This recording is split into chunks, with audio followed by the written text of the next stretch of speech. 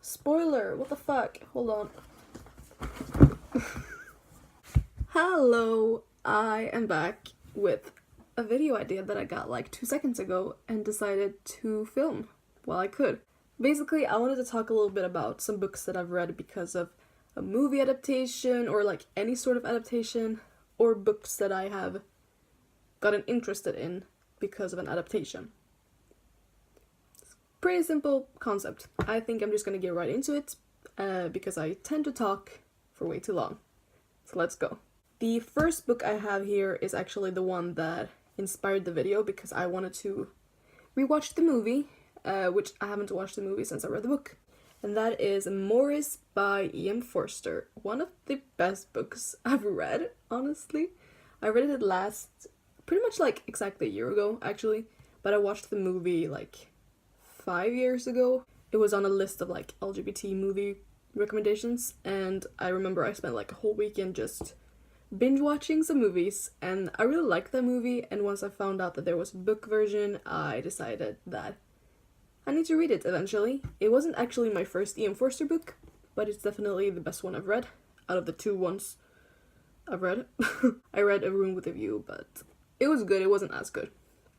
This is basically about a guy named Norris. He goes away to like university and he meets this guy named Clive, and things happen. It's gay, but like it takes place, like it's old because it was written a lot like earlier before like it was published. Did that make sense? It was published in the 70s, I think, but it was published after the author's death. He'd written it much earlier. It's really good. I do really recommend the movie, but I also really recommend the book. It was fantastic. I adored every single page. Like, that doesn't usually happen. Like, sometimes you have parts where you're like, enough. Even in your favorite books. But like this one, I loved it. I loved it. Sorry if I'm not looking in the camera, by the way. I'm bad at this. The second one I have here is actually a children's book, and I watched an animated like adaptation of it when I was a kid. My mom actually watched it as well. I think that's kind of like beautiful that we both watched the same show. Anyway, that is Heidi by Johanna Spyri, I think. I've actually listened to an audiobook of this. I haven't read the physical book, but I really love this story. Like, it's just, it makes me feel like a kid. It makes me so happy. Like, it gives me so much nostalgia. It's basically about this little girl named Heidi. She's like 5 years old, I think, at the beginning. And she moves in with her grandfather, who lives in like the Alps, like up in the mountains. I think a lot of people know about this book. It's really sweet. I do recommend listening to it, actually. I was just lying in my bed, like, feeling really great when I listened to it. And I don't think I would have got into this if it wasn't for the adaptation, because I didn't really read many books when I was a kid. I haven't read many children's books. I read this last year, so it's like, what was I, 22? I enjoyed it so much. Recommend. I do have a lot of classics here, actually, so I'll start plowing through them.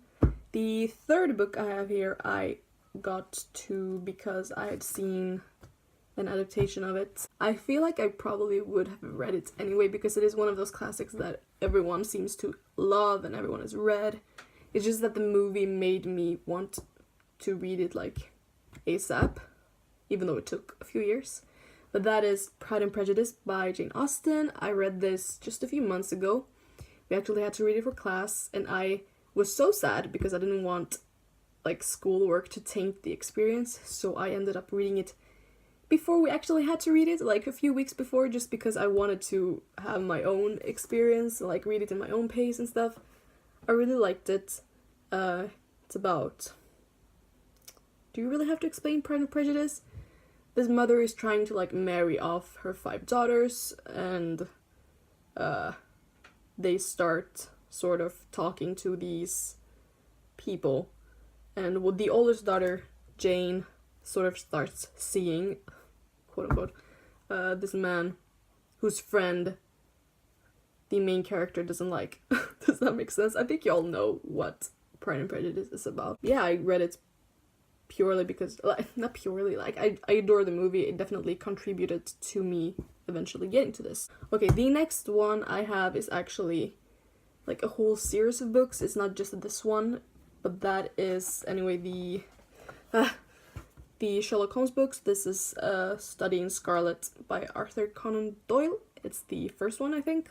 I've not read all of them, but I've read some of them. I really, really love the BBC Sherlock adaptation, and I also really, really like the Robert Downey Jr. books? Movies? I think about books too much. Anyway, I really, really like these books. Sorry if my hand is, like, weirdly sitting before everything. I'm just sitting at my desk. I really like these books. It's about this detective who is very good at his job. I think you all know what Sherlock Holmes is about, let's be real. I do have a few more on my shelves that I haven't gotten to, and I'm excited to be getting to them. But I'm also not really stressing, because I want to take my time with them, because I adore them. The fifth, I think. Anyway, the next book I have is actually a poetry book, which I found out about this because of the movie Howl. I think you all know what I'm gonna show. It's Howl and Other Poems by Allen Ginsberg. The movie Howl, with, like, what's his name? James Franco, is kind of what started my whole obsession with the Beat Generation and, like, the Beat writers and stuff.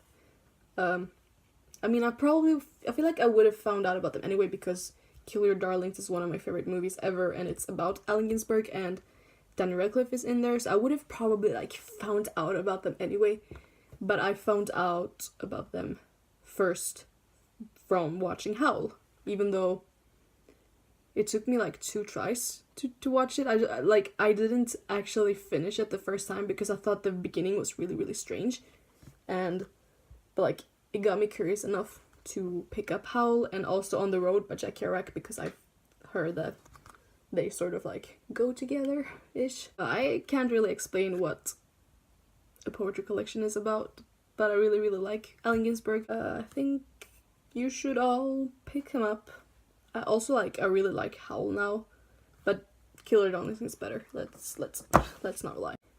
I don't know what number I am on, but let's just continue. The next book I have here is Call Me By Your Name by Andre Aciman.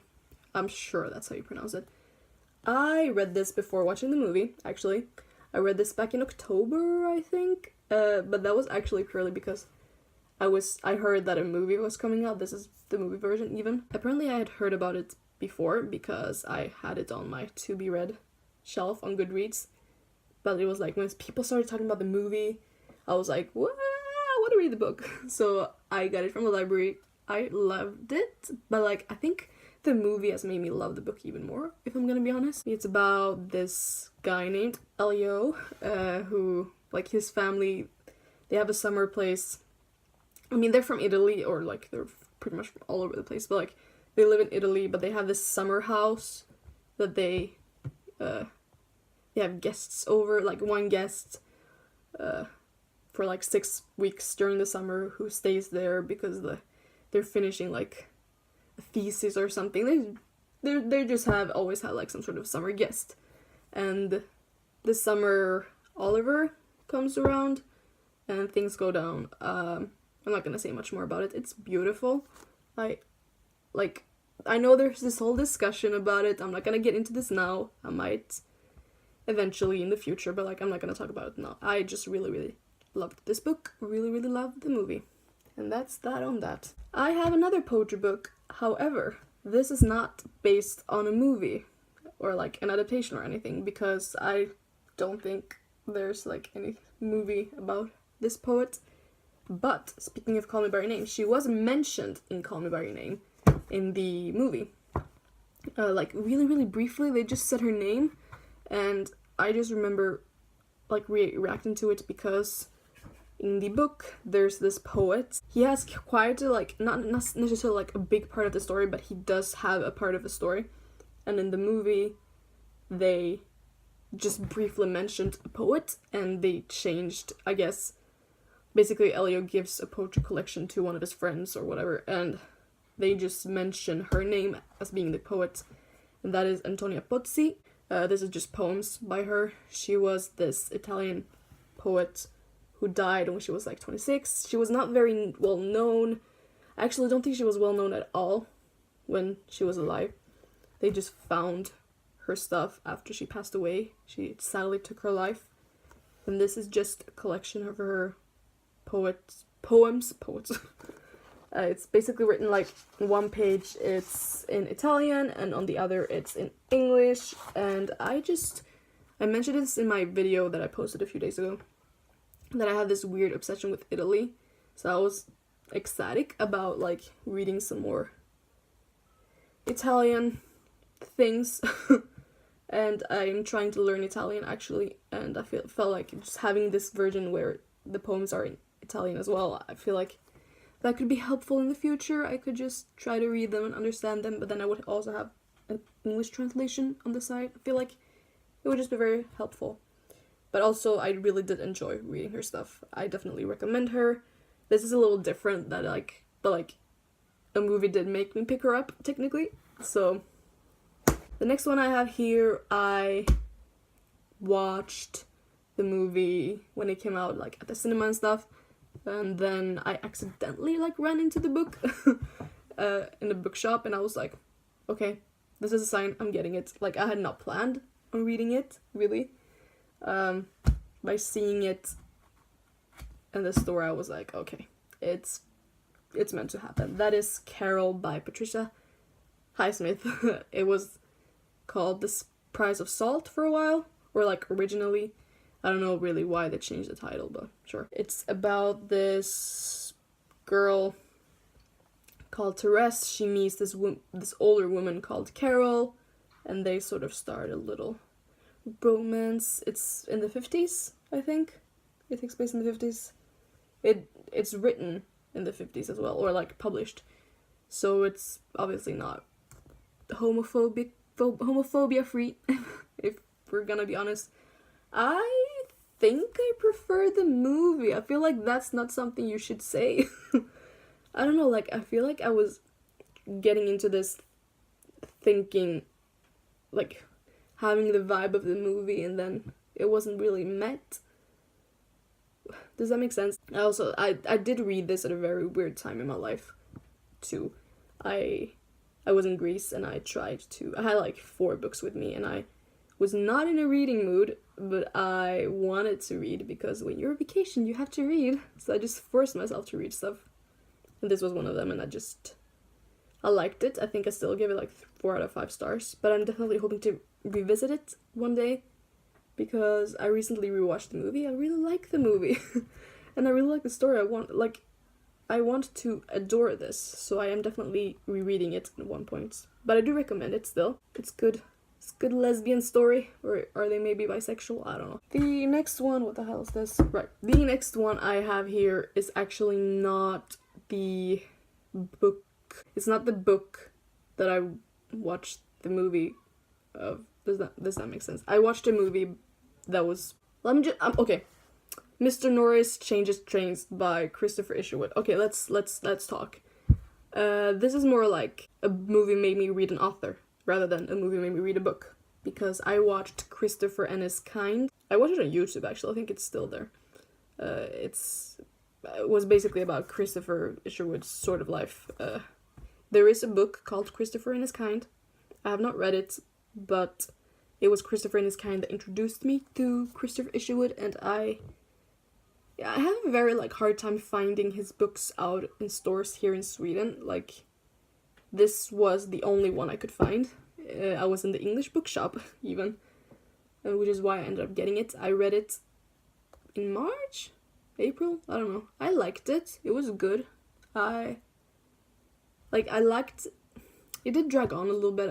At one point I was just a little like, okay, are we done here? I liked it though, and I definitely do want to read more stuff by him. I've since found out that the movie Cabaret is actually sort of based on his stuff. He has this Berlin story thing that is several books about his life in Berlin. I do own Goodbye to Berlin is actually like right here. I've not read it yet though. But basically, Christopher has kind of introduced me to Christopher Isherwood, and I'm really like grateful for that, because he's like this gay author who was in Berlin like just before the Second World War started and whatnot, and he was friends with Ian Forster, which I think is kind of cool. But yeah, I'm not gonna talk about what this was about because it's not the movie adaptation book thing that I read. Does that make sense? But yeah, a lot of his books like take place in Berlin or like around there around the time just before like the Second World War and stuff. And they do most have some homosexual undertones because Christopher Isherwood was a homosexual. Next up, I have a classic that I probably would have read either way. It's kind of like with Pride and Prejudice and probably Sherlock Holmes as well, but like I read it just after I saw a movie adaptation. I don't know how long it would have taken me otherwise if I hadn't watched the movie. Anyway, that is The Great Gatsby by F. Scott Fitzgerald. Wow, I can't speak today. The Great Gatsby by F. Scott Fitzgerald. Sure. I watched the Leonardo DiCaprio movie version of it. I really like that movie. I feel like some people, like, people either love it or hate it. I really liked it. I had actually, like, I had heard about Great Gatsby before, but I had no idea what it was about before I went to watch the movie. But the movie made me want to read the book, so I did. Quite funny, actually. It was like my first day or something of my senior year of high school, and I went to my school library and got it, like, took out The Great Gatsby, or whatever you say. And like a few days later, we had like one of our first English classes, and my teacher was like, "Oh, you're gonna read a classic, you can pick whatever you want." I was like, I'm picking this. It's about this man called Jay Gatsby. He throws big parties, and the narrator, Nick, becomes his friend, sort of. Yeah, I think you know what The Great Gatsby is about. That was like the lamest explanation. Quite enjoyed it. I've had trouble reading Fitzgerald after that, actually. But yeah, look how pretty my copy is. Look. The final book that I have read, because I do have a few that I haven't read yet that I'm gonna talk about, I picked up a couple of years ago, maybe 3 years ago, I don't know. It was actually purely because a movie adaptation was coming out and an actor that I like was gonna be in the movie, and I was like, I want to read the book. Also because someone on Tumblr was like obsessed with the book, because of pretty much the same reason. Because we both knew that this other actor was gonna be in the movie. That is The Martian by Andy Weir. Sebastian Stan was the author, by the way. Oh, love him. Basically about this guy called Mark Watney. I don't know. Mark gets stuck on Mars because it's set in the future, I guess. And they have this mission to... They're not the first people on Mars, by the way, but like he gets stranded because they think he dies. And it's basically, the whole book is basically him just trying to survive. It's actually a really frustrating book to read. I was just like, I don't know if I would have actually have picked the book up if it wasn't for the movie. Especially like, what if Sebastian Stan hadn't been in the movie? Would I even care before? Would I even care about it? I don't know. Really enjoyed it, actually. I've been trying to read his other book that came out recently. I am not enjoying it as much, so I don't know what that means. I have 2 more books that I'm going to talk about that I haven't actually like watched the adaptations of or read the books. You'll see why soon. The first one I have, whoa, I fucking spilled everything. The first one I have is Gone Girl by Gillian Flynn. No, I have not seen the movie. Please don't kill me. Basically, okay, listen. I read the fucking Wikipedia page of like the movie, so I know everything that happens. Don't kill me. I don't know why I did that, but when I told a classmate recently, he was looking at me like, why? Anyway, I feel like the movie probably, like, things are probably a bit different in the book, like certain details, maybe. I don't know. I hope. I picked this, well, I didn't pick it up. I asked for it for my 21st birthday a few years ago.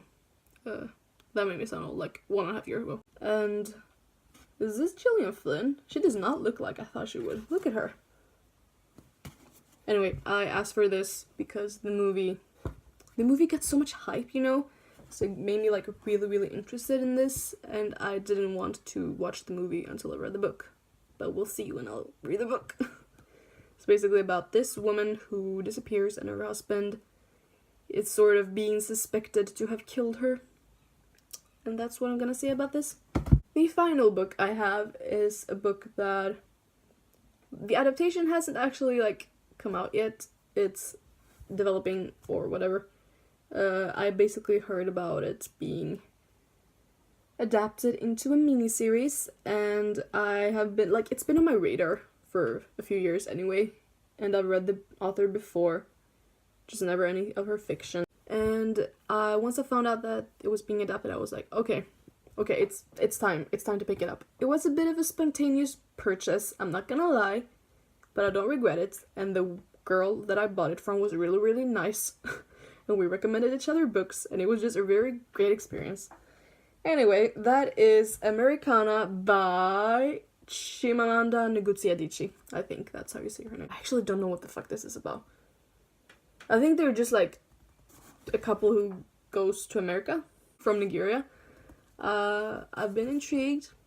I have been like, it's kind of thick, but I feel like I'm interested. Peter Nyong'o, like, it's directing it and is starring in the adaptation, and I'm just very excited about that. So I wanted to read the book first. Also because I have been interested in this before. But it was the adaptation that sort of made me get it eventually. By the way, I haven't included like Harry Potter or Twilight or Tolkien or Peter Pan or anything like that, because I feel like that's sort of a given that someone my age would probably read those books because of an adaptation, because I was barely alive when they came out. Some of them I wasn't even alive during its publications. The publication. But yeah, that was my little video. I hope you enjoyed. Sorry, I'm not looking at the camera. It's a struggle.